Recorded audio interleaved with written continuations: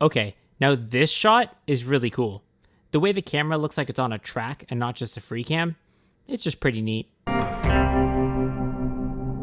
Neat. I don't know how they did it though. Maybe some clever editing with camera shots would have done it, but like I said, I can't figure it out. Also, the title moves down with the base here like it's attached to it. This will come up a lot in Season 7, as this is what happens to the title in a lot of the episodic releases of that season. Hey, Griff! We're gonna need you to clear that blockage! How? These pieces are huge! Okay, so I didn't mention it last episode, but this camping stool here looks a little goofy in my opinion. It makes me think someone from the previous Red team made it up there and just decided to take a seat. And I know, it's supposed to be part of the ship that crashed, but does that look more like a ship part or a camping stool? Like, at least the drop pod looks like it would come from a ship. Well, they do say people in emotional situations can sometimes get superhuman strength! Yeah? Well, what about people in situations where they really don't give a fuck? What kind of powers do they get? I mean, last episode you seemed pretty nervous about being up on top of the base. What? What's he doing up there? Help me, Simon! So I don't know what you mean when you say that you don't give a fuck. Griff! If you can't lift it, just try clearing it with a grenade! Sarge's head moves down like he's about to say something, but then in the very next shot he's in, it's right back up where it was. Is that safe? None of this is safe. You gonna start analyzing now? Here, Griff! Take one of mine! I don't think the developers of Halo, Bungie at the time, were expecting anyone to throw a grenade straight up while having their weapon down. Sarge's arm kind of... yeah.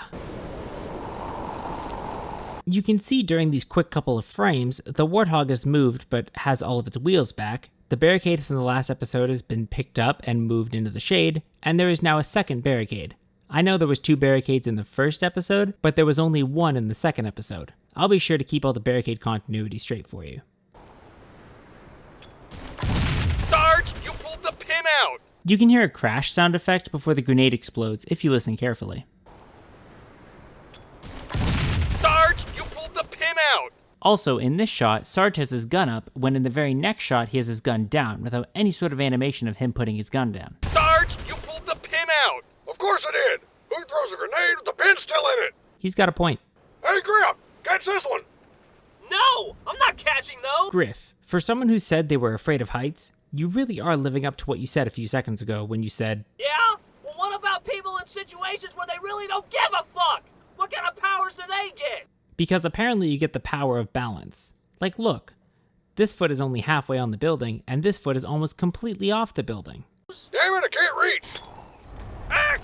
Cut it out! Sarge just took the impact of a frag grenade like a fucking champ. It was like, what, 4 to 6 feet away from his face? He definitely got hit with some of the shrapnel from that grenade and just shrugged it off. Come at me, debris. Yeah! Let me get back to work up here! You catch that one? Another really funny joke. Also, a really strong example of what the bump is. Like, look at everything just kind of jump in place when Griff jumps close to one of the items. Okay, here we go! Oh shit! Where do I go with the grenade?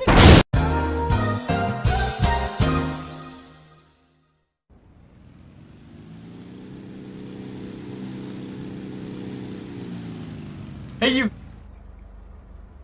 Yeah, you! You should subscribe to the channel for more content like this, like the video, and comment below. Yeah, that's right. Now back to the video. Where do I go with the grenade?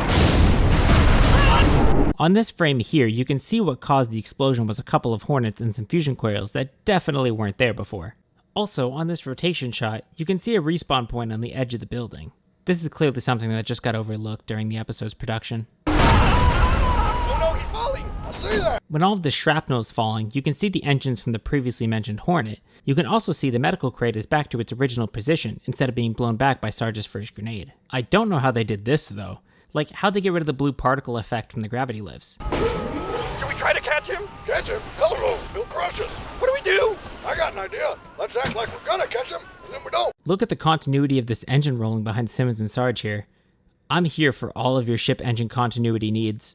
That's a win-win. You used to jump out of ships? Give him some advice! Alright, Griff! You should never... Griff says something during the super long scream of his behind what Sarge says.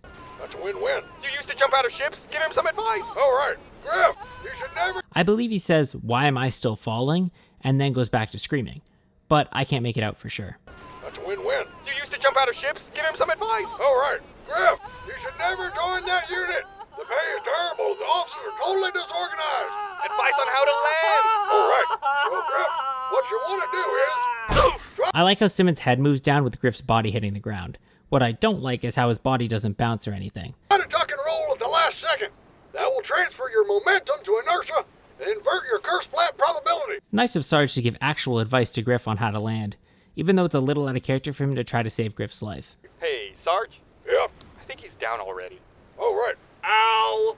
Anyone else sleep the same way Griff landed here? Simmons, you are observant. This is a reference to the previous episode where Sarge calls Simmons observant for seeing an 800-foot ladder. How could you miss something that big? Well, what can I say, Simmons? I guess you're a bit more observant than the rest of us. No kidding. Simmons, you are observant.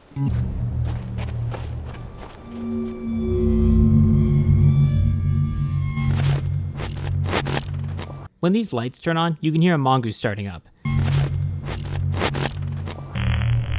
There you are. I never understood why they tried to make Caboose so creepy. Like, I think it made a lot more sense to make Caboose the way they did in the trailer and during Season 7, when he's less creepy and more like a klutz. Him? Oh God, now I'm burning. That's much worse than other things burning. Sad. I always thought I would be the cause of Griff's death. Oh well, fuck it. Yeah, fuck it. For being best friends, according to the fan canon at least, it's pretty surprising to see Simmons look at Griff's death so disinterested. It's also leaps and bounds away from Simmons' reaction to the same news, Griff's death, in just 2 seasons. He's gone. I can't believe he's gone. Let's call Lopez and tell him we've got power. Robots love that stuff. And oil. Stop helping me. Come in, Lopez. Senor Lopez, come in. This is Sergeant... Hola. Something I never noticed before, Sarge was about to say his real name here before Lopez answered. Take another listen. Senor Lopez, come in. This is Sergeant... Hola. Es le llamaré detrás. Seriously, program. Disable lying mode, voice verification, Bravo 9er. Comando aceptado. And thus starts the short 2-episode saga where Sarge understands Spanish fluently for no reason. ¿Qué usted quiere? I need you at the new base on the double. ¿Por qué? We got power. Need your help building something awesome. See what I mean? Like, why does he know Spanish now? Is that, like, the joke?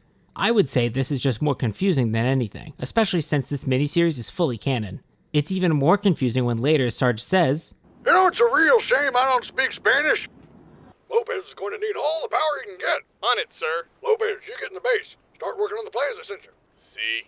Wow, he got here fast. Oh, and Griff, one more thing. You might want to sit down. I can't sit. I think both my kneecaps are shattered. Oh, ugh, that crunching noise makes me wince every time.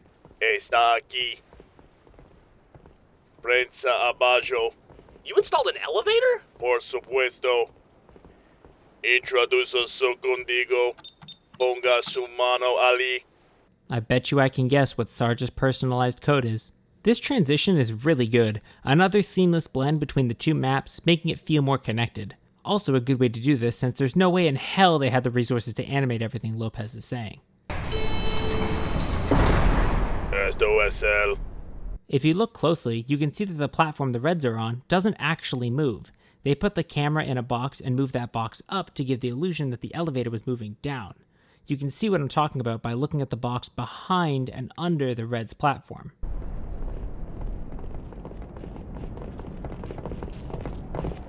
What the fuck? What the hell is all this? I don't know why it's there, but you can hear the grenade switching noise a bunch of times here, if you listen for it. I noticed it on my last watch through and now I can't unhear it.